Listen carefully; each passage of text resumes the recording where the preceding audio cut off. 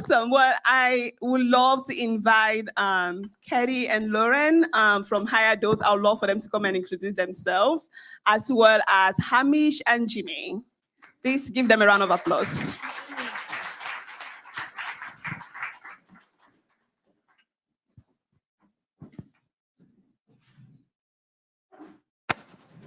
Awesome. Well, today's panel, we are going to be speaking about how to innovate with bold ideas. And we have a group of amazing founders that, have done amazing things in the D2C industry. And Hamish, I would love for you to go ahead and give a quick introduction about yourself and what you guys do at Burst Oral Care.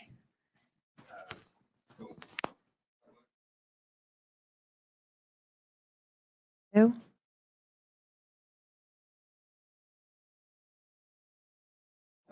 Hey, morning everyone. So my name is Hamish Kaya and I am the co-founder of Burst Oral Care. My co-founder Brittany is over here. And we are an oral care company. So everything oral care that you could require from like a consumer at home basis. But our niche, which we've done from the very, very beginning, is to have a community of dental professionals to support us. And so right now we're up at 45,000 hygienists, dentists, assistants, the best people ever. And they are a community that we've really made the backbone of our company. They do everything from help create products with us. They help recommend products. And they really are, they keep us on the straight and narrow. So, you can find us now in your big box retailers, but predominantly for the first 5 years, we were a D2C company, but with that slight, that twist. So, on to you. Thank you, sir. What's up, everybody? My name is Jimmy. I am the oldest brother and co-founder of Super Coffee. I started Super Coffee in 2016 with my two little brothers. We make bottled coffee with protein and zero sugar, skinny frappuccinos, if you will.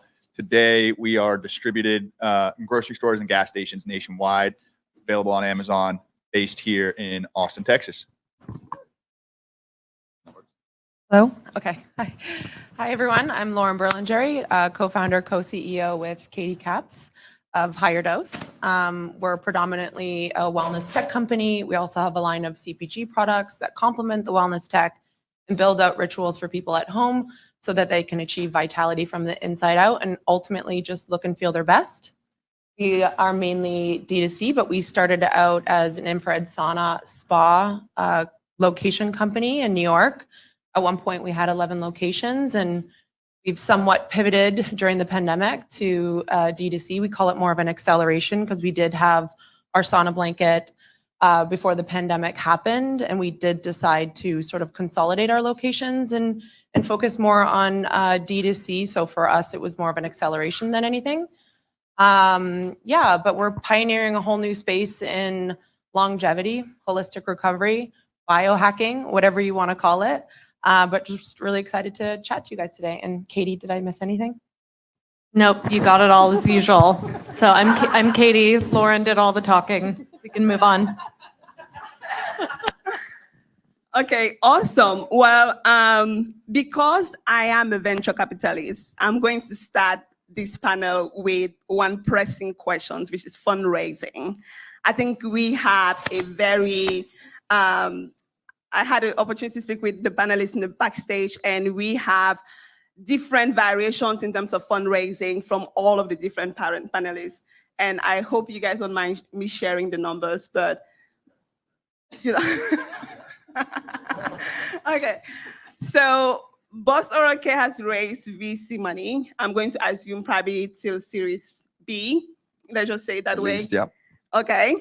And Jimmy with Super Coffee have raised, I don't think Jimmy Mines is in his bio, a little bit of 180 million all the way to Series C. And Lauren and Katie with Higher Dose have raised 1.2 million, a seed round, which was probably about 7 years ago. And we all know the fundraising climate right now. I do want all the panelists to give me their experience fundraising for their products, but also how they are pretty much navigating the current climate in 2024. Whoever wants to get started, I think, Jimmy, we had a good conversation about that, so I'll let you maybe lead this one. Cool. Thanks, Eunice. So I think in 2021, fundraising was almost a badge, right? How much you raise, who's it from, and I don't think any company should be evaluated by how much money it's raised. And honestly, today it almost feels like a blemish. But in CPG, what we do, I mean, we sell bottles of coffee for $1.65. It is a low margin, high volume game. So it costs us a lot of capital to build quickly. And we did that. We grew from 4 million in 2018 to over 80 million in 2021, but we burned a lot of cash to get there. However, investors continued to bail us out. They kept raising the valuation. They kept putting money into the company. We kept growing and we kept burning and we kept investing in building the brand. And then in 2022, it was a pivot to how do we get to profitability, right? Why are we burning cash? Let's get to profitability. And the business that we built, the infrastructure that we built was designed to break even at scale, right? At 100 million in revenue, which is like it's a very big if statement. If we get there, we will be profitable. And that's a dangerous way to live. If you do it, there's a very high reward at the end of the rainbow. But to pivot and survive through this, like the way we have been the last 2 years, has been humbling. It's been challenging. I've had to let go of dozens of friends that we've hired to scale. We've totally transitioned our marketing approach. We cut more than 60% of the products that we sell. And now we have a very clear path to break even and sustainable growth. So it's just going to be a lot longer. But I'll tell you, raising 10 million in 2023 was infinitely harder than raising 150 million in 2021. The whole game has changed pretty significantly. I mean, you're giving me chills. I would second that and say we've done exactly the same thing and pivoted to a profitable model. But I would still say for those, you've said it, I think really, really quite succinctly and well there. I'd say that if anyone is considering raising capital right now, and we look back, and I look back really gratefully, we picked the right partners. And I think it's going to be a really tough moment right now to raise money. As you say, 10 million is a lot harder than it used to be to raise. They used to try and give you 30, 40 and say that's a small check. But now it isn't easy. And I look back and now we've made a huge effort, huge pivot towards profitability, and we're on the right path, and we're very nearly there. But I look back and say, actually, we picked the right partners. I was actually a particularly fussy person to get into bed with in that instance. And it wasn't easy, but I look back now and I said, we just had our latest board meeting, and they were very positive about it and the changes we'd made. But we went through a lot of people before we made the decisions to partner with them. And so when I look back, I say I'm very grateful. And anyone that's looking to raise capital now, it will be hard, and the offers that come along, but really think about who you're going to raise capital from and whether you still want to sit with them in 5 years. I mean, for Katya and Lauren, you guys had a very different experience, even going out there and raising money 7 years ago. So I would love to just hear your experience and like how you think of, just the current climate. So much to say. Wow. What's that saying? What doesn't kill you makes you stronger type thing. So Lauren and I are co-founders, co-CEOs. So we're two female founders, which I'm sure everybody knows here, the stat that in terms of female funded businesses, only 2% of VC funding goes to females. And Lauren and I can attest to what a challenging experience it was trying to fundraise. We managed to eke out 1.2 million 7 years ago, but despite having incredible growth, I think growing at over 100% a year since 2017, we just couldn't attract investors. And that actually worked in our favor because we had to be really scrappy, really smart about the money we spent. We had to pursue profitability like right out of the gate. So we've been profitable for the last 3 or 4 years. We've been able to grow off working capital loans, and we still own over 70% of the business. So my advice would be, if you don't need to fundraise, don't do it.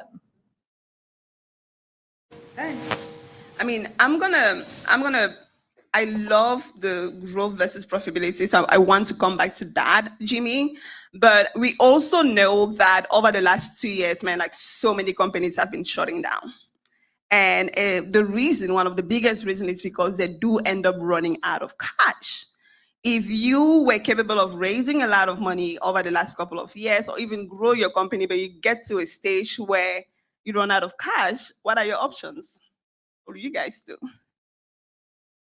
think there's a few options, and I think any founder who's raised money has to consider these today. And you have the bankruptcy route, which is a scary term, but it's also not the end of the world. You know, you do a prepackaged bankruptcy where you can pick your good contracts and get rid of your bad contracts. So I think every founder wants to avoid that at all costs, but putting that on the table and discussing it as an option is kind of a refreshing thing to understand that that is an option.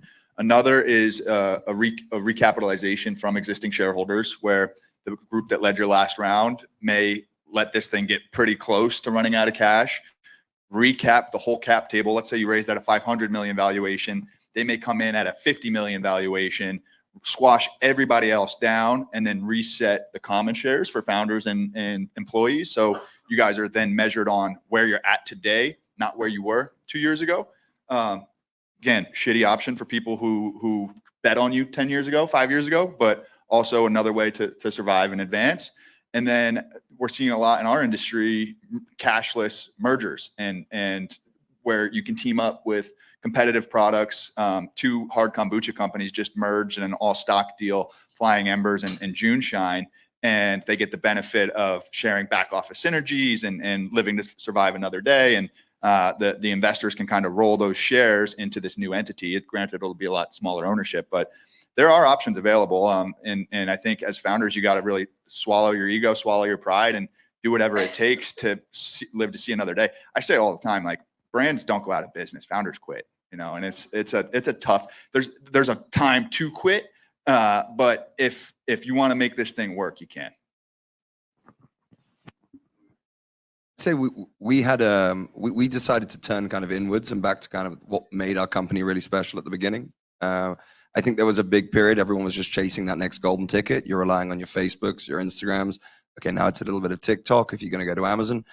There's a lot of reliance on external factors, and it showed. Suddenly there was a moment where privacy laws changed and CPAs turned basically, you know, they times 2 overnight. And that was a hard thing for us to take. But as I said before, you know, when we looked at it, we said, what is profitable in the company? And we really broke it down and said, this doesn't work, so do not continue to do it. And we really put a stop to that. And it was a very hard decision to make. And to your point, Jimmy, you have to you've hired various members of staff to support those categories, to support those markets. And we just said they don't work, so don't do them. For us, you know, we turned inwards and said, what was the core of our business? Well, it was the community of oral care professionals that live and breathe Burst. And so we turned really back to them and we said, you know, how do we grow profitably with you? But that decision was hard because you're sitting there with a board that's expecting you, you know, or you told them, or you've been looking like you're going to grow at 50%, 60%, 70%. And suddenly that isn't possible. And so you've really got to take that hard moment to be like, we're not going to grow like that again, but we're going to do it profitably like this. And those decisions are not easy to make. But, you know, breaking down your business and really understanding what works and what doesn't, I think is key. But they're hard conversations to have at a table. And sometimes you have to pivot, right, to get to that profitability stage. And I know HireDose, you guys got to a stage where you had to pivot from, I guess, in studio to a D2C model. I just want to hear a little bit about that story and how you guys were able to adapt to the trends.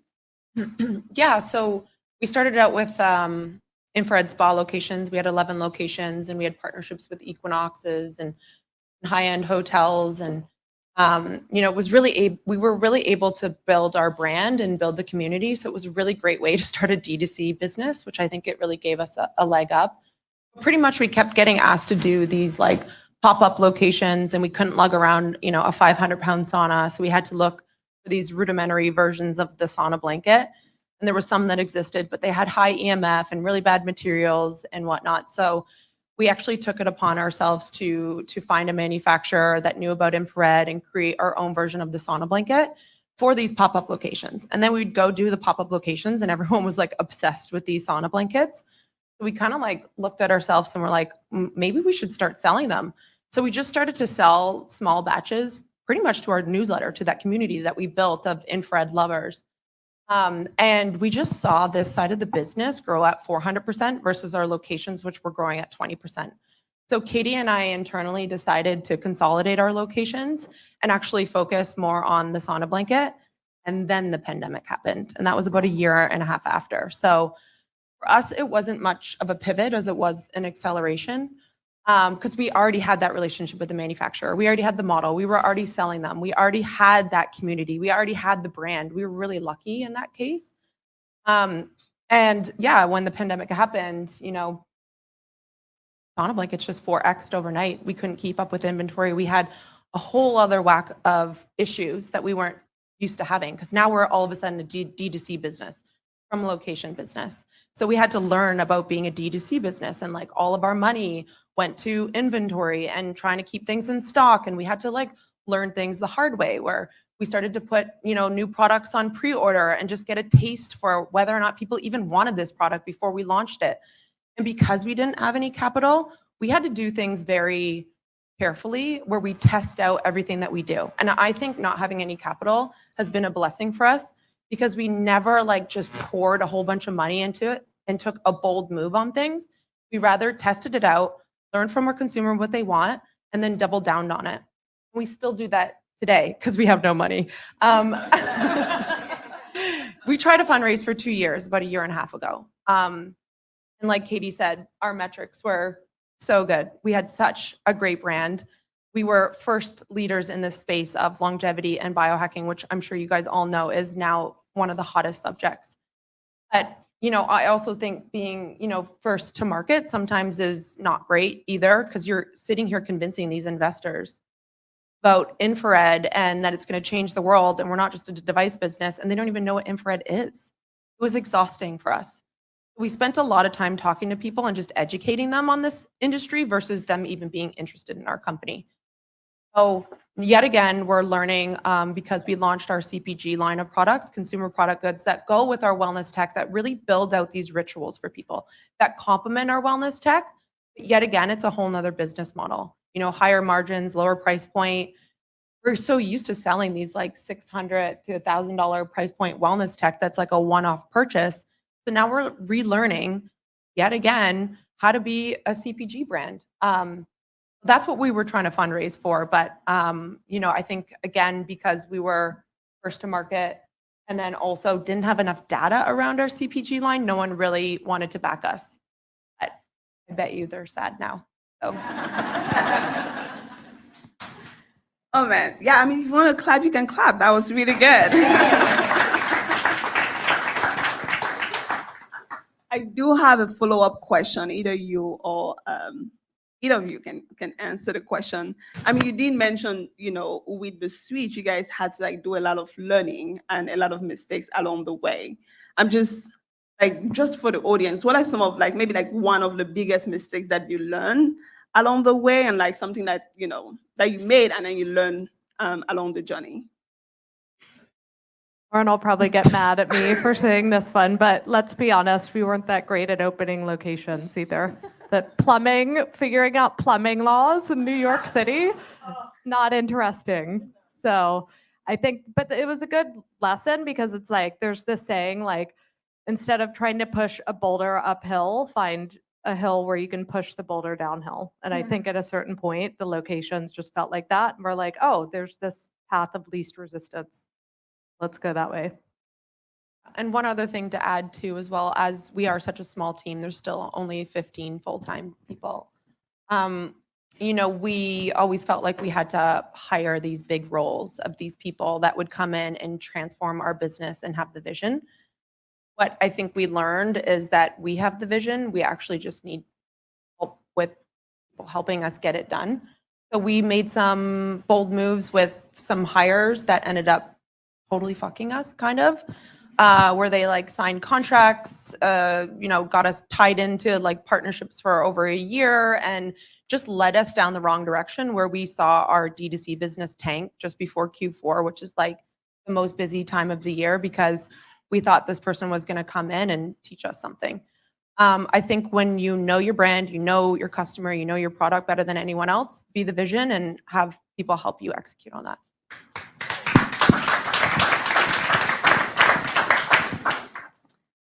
Hamish, you have built such an amazing community behind Boss Oral Care, especially from the dentist side. I think at least that deserves some hearing. How did you do it? How did you grow the community and the network of dentists around what you guys do?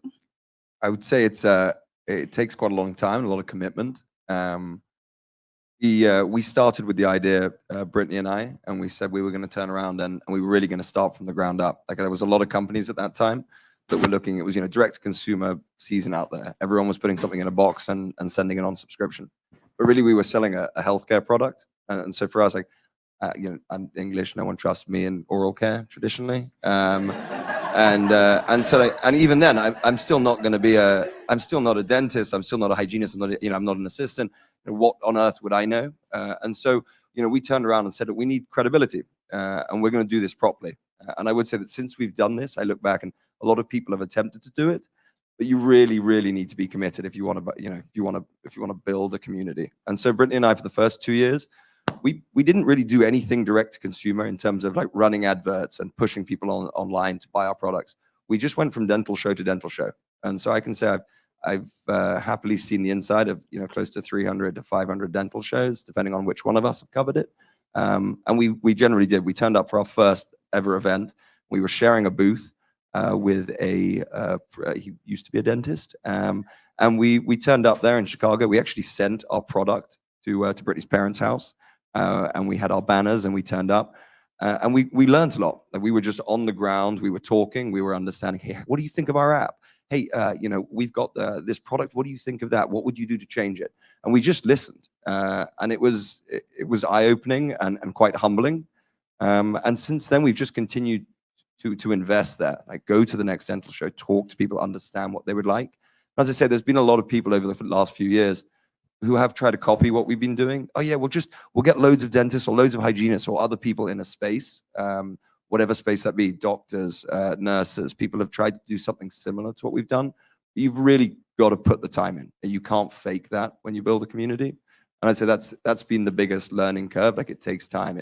It takes knowing who people are, like understanding their families, understanding what they need, fielding calls in the middle of the night for something completely irrelevant to our business. When I say irrelevant, I mean from the day-to-day running. It's relevant because they're people that we work with in terms of they are a dental hygienist we have met at a show. And that means a lot. It means a lot that they can communicate with Brittany and I whenever they would like.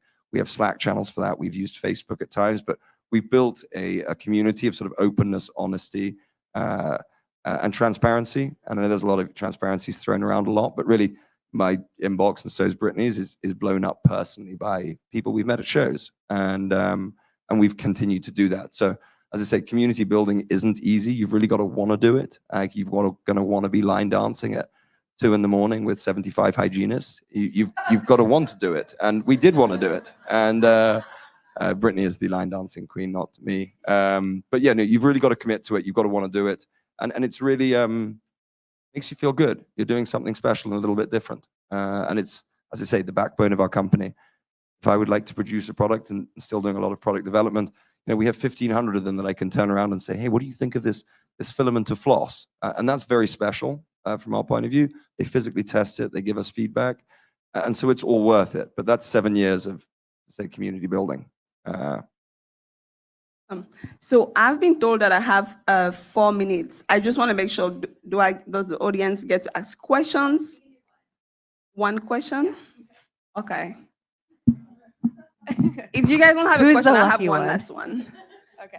Okay. I think there's a good question here because this is also a founder made panel. I just want to say this is like the coolest panel because we have such great honesty of like all the things not to do whatever it is.